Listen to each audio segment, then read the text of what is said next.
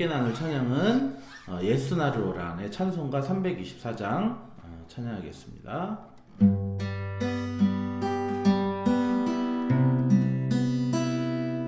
예수 나를 오라 하네 예수 나를 오라 하네 어디든지 주를 따라 주와 같이 가려네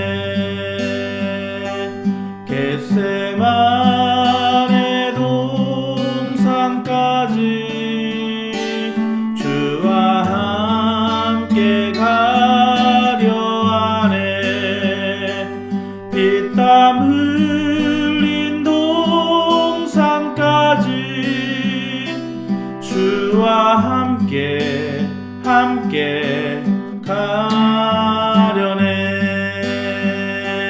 주의 인도하심 따라 주의 인도하심 따라 어디든지 주를 따라 주와 같이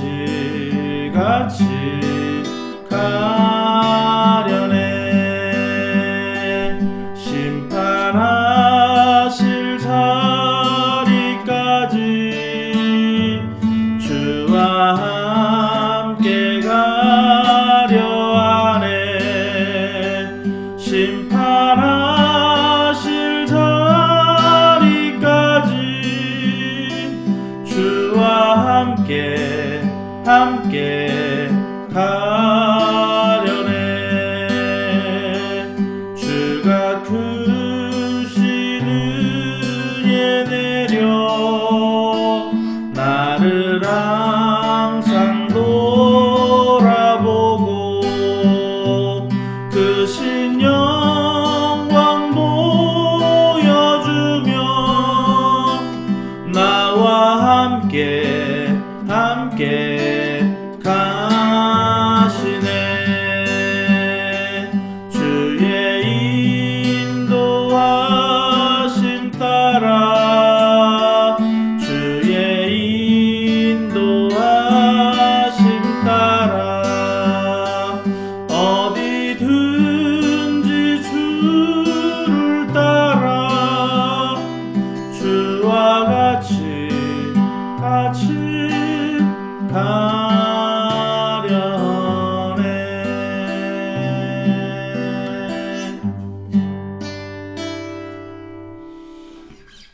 좋으신 하나님, 오늘도 하나님께서 우리들을 인도하셔서 예배의 자리로 나오게 하심을 감사합니다.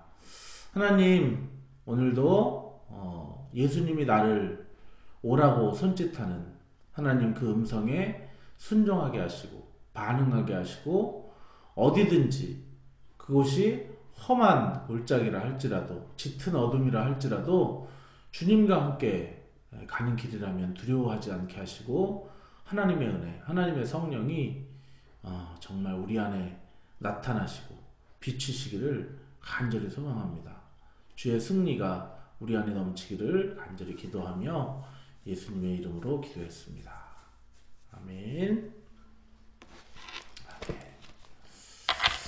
자, 오늘 함께 나눌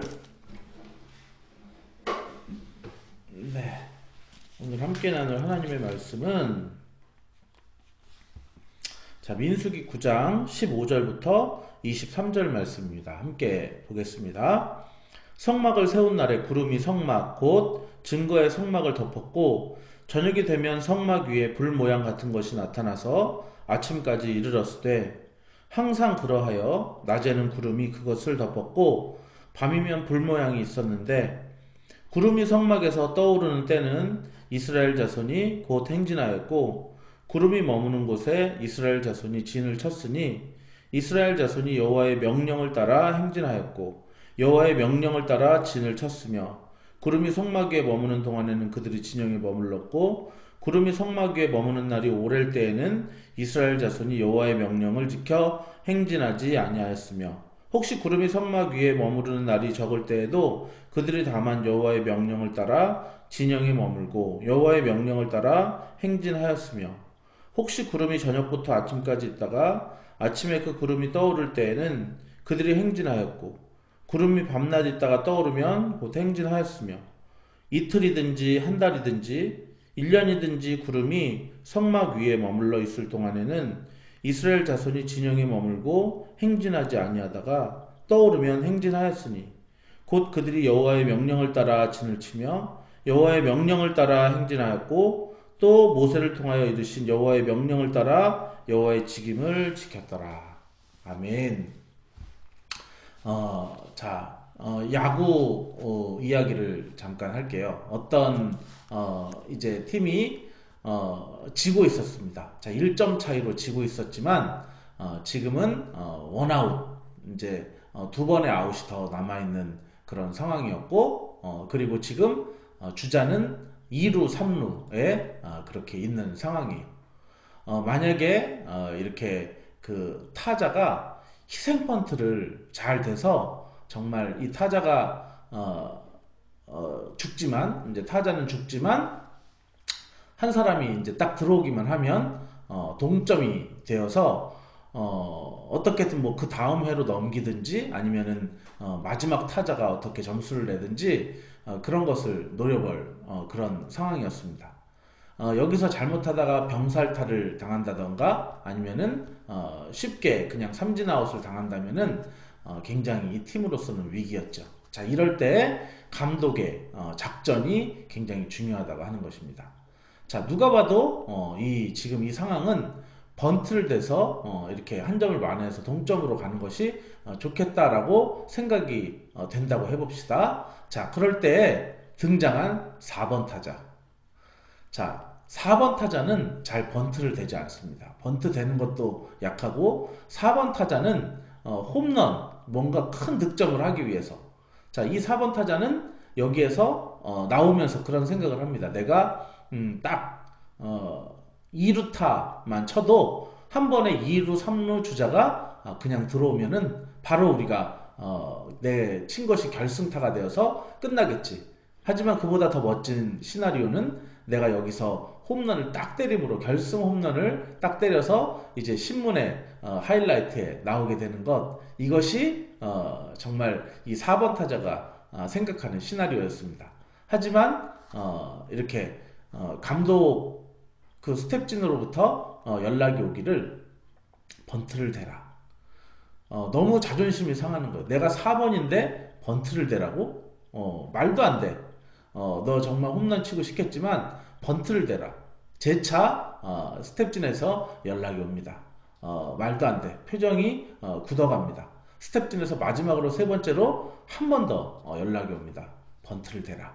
자, 이렇게 얘기를 했는데 그런데 이 4번 타자가 어떻게 했을까요?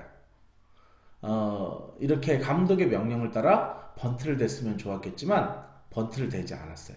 번트를 대지 않고 힘껏 휘둘렀습니다. 어떻게 될게요?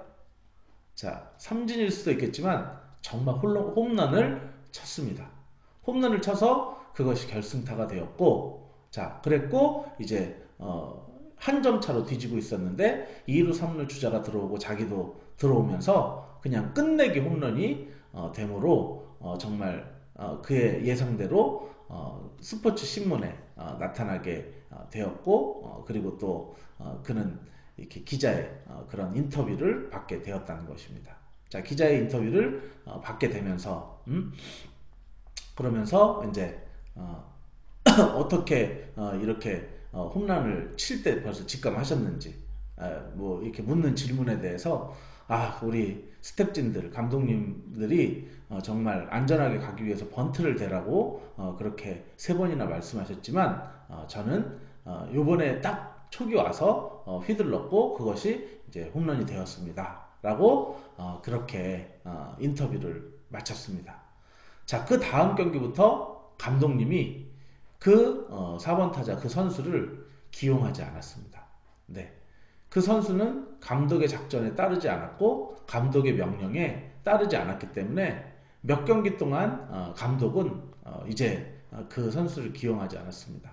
처음에는 화도 나고 내가 그때 결승타를 치지 않았었냐, 감독님이 했다가 내가 번트라도 잘못됐으면 다 죽는 거 아니냐 라고 항변도 해보고 이래저래 했지만 감독님은 그 선수를 고용하지 않았습니다. 그러다가 이제 나중에 무릎을 꿇고 감독님에게 잘못했다고, 이제 감독님의 모든 명령에 따르겠다고 그렇게 결심했을 때 10경기 만에 그 선수가 다시 출전할 수 있었습니다. 자, 무슨 이야기인가 하니 오늘 이 말씀은 하나님의 명령, 우리 하나님의 그런 마치 야구팀의 감독과 같이 하나님께서 때로는 내 생각이 이렇게 딱 있는데 그 생각을 버리고 때로는 하나님의 명령으로 움직이게 하세요. 그러면 이런 말씀을 보는 사람마다 무슨 말을 하냐면은 너무 사람에게 자율성이 없는 거 아니냐, 하나님의, 우리는 뭐 사람이 하나님의 꼭두각시냐 이렇게 말씀하시는데 아니요, 그렇지 않아요. 네, 감독이 항상 명령을 내리는 건 아니에요. 명령을 내리기 전까지는 그냥 너 자율에 맡겨서 너가 휘두르고 싶으면 휘두르고 번트하고 싶으면 번트하고 도루하고 싶으면 도루하고 기다리고 싶으면 기다리고 초구를 치고 싶으면 치고, 그 전까지는 자기 마음대로 해요. 그러나 꼭 필요한 순간이 있어요. 그 필요한 순간, 정말 전체적인 그림을 보면서 내다보는 그런 감독. 하나님은 더 위대하셔서 미래는 어떻게 될지 사람은 모르지만 하나님은 아시기 때문에 이런 상황에서 이렇게 하라라고 명령을 내리실 때는 다 하나님의 이유가 있어요.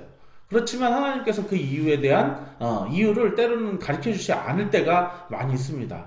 그래서 하나님이 이렇게 하라라고 명령을 하셨을 때 대부분의 사람들은 그거보다 이게 상식적으로 또는 내가 보기엔 그게 낫겠는데요? 라고 해서 하나님의 명령을 따르지 않는다라고 하는 것입니다.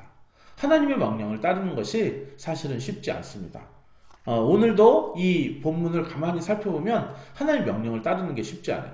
여러분들 마지막에 보니까 만약에 이틀 진영을 구축한 지 이틀 됐는데도 그것을 철수해서 이동할 수도 있다라고 말하기도 하고요. 어떤 때는 이틀이든지 한 달이든지 1년이든지 어쩐 때는 1년 동안도 못 움직이는 때가 있어요. 자, 한번 이렇게 생각을 해봅시다. 진영을 구축하는데 그냥 간단하게 텐트 치는 정도가 아니에요.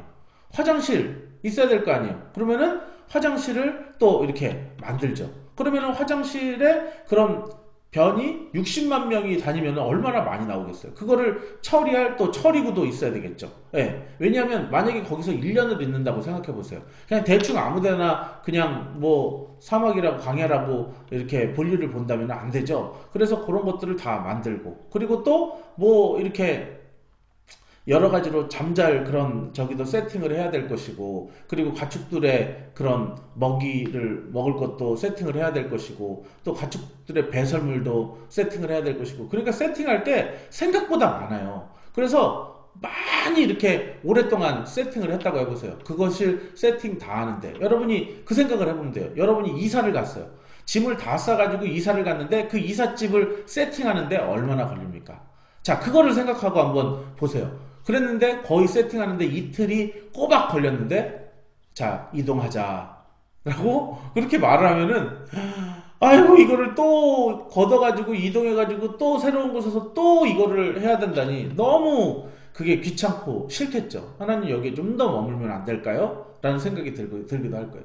또 어떤 곳은 너무나도 환경이 열악해요. 막 바람이, 요즘에 미세먼지 많은데 먼지가 너무 많아가지고 여기서는 좀 머물기가 좀 그렇습니다 라고 할 만한 것도 있고, 막 냄새가 많이 나는 것도 있을 것이고, 막 어떤 곳에는 뭔가 그런 야생 동물의 위험, 그런 것이 있는 곳이 있을 수도 있을 것이고, 바닥이 고르지 않고 평평하지 않아서 뭔가 숙소를 설치하기에 힘든 그런 것도 있을 곳이에요. 그런데 그런 곳인데 여기야말로 이틀 만에 그냥 떠나라 그랬으면 좋겠는데 그런 곳에 1년을 머물라 그러면은 얼마나 속이 상합니까? 그럼에도 불구하고 오늘 본문에서는 계속해서 말씀하시는 것이 그 모든 사람들이 제일 많이 나오는 말이 여호와의 명령을 따라, 모세를 통한 여호와의 명령을 따라 명령을 따랐다는 그 말이 계속해서 많이 나오고 있어요. 자, 그렇게 해서 명령을 많이 따름을 통하여서 정말로 이들은 하나님과 좋은 관계를 맺게 되었고, 그리고 또한 하나님의 풍성함을 이들은 누리고 있었다라고 하는 것입니다. 정말 여러분들이 여러분의 상식이 있고 여러분의 생각이 있고 여러분의 많은 것들이 있겠지만 성경에서 말하는 그 원리들을 따르는 것이 참으로 좋습니다. 성경에서 말하는 원리들이 무엇이죠? 원수를 내 몸과 같이 사랑하라. 자, 원수를 사랑하라고 하는데 내 상식으로는 저놈을 용서할 수가 없어요. 저놈이 미워요. 생각만 해도 이가 갈리고 치가 떨리고 정말 다시는 마주치지 않고, 그런데 하나님께서는 그 원수를 사랑하라 라고 말씀하십니다. 원수를 미워하는 마음으로 내가 늘 미워하고, 그 사람이 특히나 더 자주 부딪혀야 되는 사람을 원수로 삼는다면, 만약에 여러분의 가족을 원수로 삼는다면 어떻게 했어요? 그 사람 볼 때마다 이 미움의 그런 감정이 늘 올라오지 않겠어요? 자, 그러면은 이렇게 그것이 병이 되고, 때로는 뭐 암으로, 뭔가 화병으로, 열병으로 막 이렇게 발생할 수 있겠죠. 원수를 사랑하는 것은 바로 남을, 그 원수를 위해서 그러는 게 아니에요. 바로 너를 위해서, 너가 정말 그 원수를 사랑할 때 그 마음속에 응어리지지 않고 질병이 생기지 않고 정말 너가 평안하고 건강하고, 그것을 위해서 너에게 원수를 사랑하라 라고 말씀하시는 거예요. 오히려 사람에게 잘못한 것이 있으면 미안하다고만 말하지 말고 그 잘못한 것에 더해서 5분의 1을 추가로 저 사람에게 나눠주도록 하여라 라고 하면, 내가 손해를 보는데 왜 그딴 짓을 해? 라고 생각할 수 있겠지만, 오히려 그런 사건을 통해서 내가 더 많은 사람의 마음을 얻게 되는 것, 그것이 하나님은 더 중요하다라고 여기게 되는 것이죠. 정말 너무나도 가난해서 어려운 사람들에게 그들을 구제하라. 내가 왜 저들을 구제해야 돼? 나 쓸 것도 없는데? 이렇게 생각했을 때 그 사람이 나중에 그렇게 구제받을 대상이 될 줄 누가 알겠습니까? 아니면 내가 이제 갑자기 가문이 망하고 내가 이제 죽을 때가 됐는데 내 자녀가 그렇게 구제받을 대상이 되었을 때, 아무도 그 사람을 구제해주지 않는다고 한다면 그러면은 어떻게 살아가겠습니까? 그래서 하나님의 말씀은 내 상식 밖에 있는 경우가 많이 있어요. 합리적이지 않은 경우가 많이 있어요. 그렇지만 하나님은 그럼에도 불구하고 여호와의 명령을 따라 그 길로 행할 때 정말 하나님께서는 큰 은혜를 베푸시고 그 사람과 함께 하시며 동행하신다라고 하는 것입니다. 아까 그 4번 타자와 같이 쳤음에도 불구하고 정말 자기의 생각과 자기의 생각대로 치지만 다시는 감독이 그를 고용하지 않고 그와 함께 동행하지 않는다는 모습을 보면 얼마나 그 선수에게는 비참한 모습입니까? 오히려 번트를 댔다가 내가 아웃당해서 죽었다 할지라도 그래, 그럴 수도 있지, 잘했다. 감독이 명령한 대로 그것을 따라서 행했을 때 바로 이 감독과 선수는 가장 좋은 관계를 맺듯이 하나님께서 가장 중요하게 생각하는 것이 바로 하나님과 사람 사이의 관계예요. 그래서 하나님이 우리에게 명령하셨을 때 그 명령이 때로는 내가 상식적이지 않고 합리적이지 않다 하더라도 그 명령을 따르는 가운데 하나님께서는 우리에게 놀라운 일들을 행하신다라고 하는 것들을 여러분들 말씀을 통해 잘 기억하시기를 바랍니다. 그래서 이 말씀이 정말 오늘 여러분이 말씀을 읽다가 상식적이지 않고 합리적이지 않다 하더라도 때로는 이틀 만에 내가 열심히 준비했는데 치워라라고 하면은 치워야 할 것이고, 내가 별로 좋지 않은 환경임에도 불구하고 1년 동안 머물러라라고 하면은 머물러라라고 하는 그것을 여러분들이 기억하셔서 하나님과 싸우지 않기를 바랍니다. 하나님의 말씀, 명령에 따라서 순종함으로 좋은 관계를 맺어 하나님의 풍성함을 누리시는 여러분들 되시기를 예수 이름으로 축원합니다. 기도하겠습니다. 좋으신 주님, 하나님께서는 오늘도 우리에게 명령을 따라 사는 이스라엘의 모습을 보여주면서 저희들도 여호와의 명령을 따라 살기를 간절히 원하고 계십니다.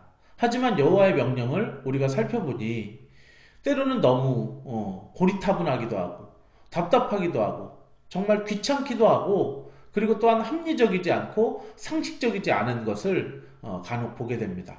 하나님 아버지, 그럴지라도 우리가 여호와의 명령을 따라 살며 하나님께서 가장 중요하게 생각하시는 관계를 깨지 않는 저희들이 되게 하여 주십시오. 사람과 하나님 사이의 그런 관계, 그리고 사람과 사람 사이의 관계를 깨는 일들을 우리가 행하였을 때 하나님이 기뻐하시지 않음을 잘 깨닫게 하시고, 항상 하나님과 사람 사이에 샬롬, 사람과 사람 사이에 샬롬을 유지해내는 저희들이 되게 하여 주옵소서. 이제는 우리를 구원해 주신 예수 그리스도의 놀라우신 은혜와 하나님의 크신 사랑하심과 성령님 감화 감동하심이 오늘 예배하는 귀한 성도들 머리 위에 이제로부터 영원토록 함께 있을지어다. 아멘. 아멘.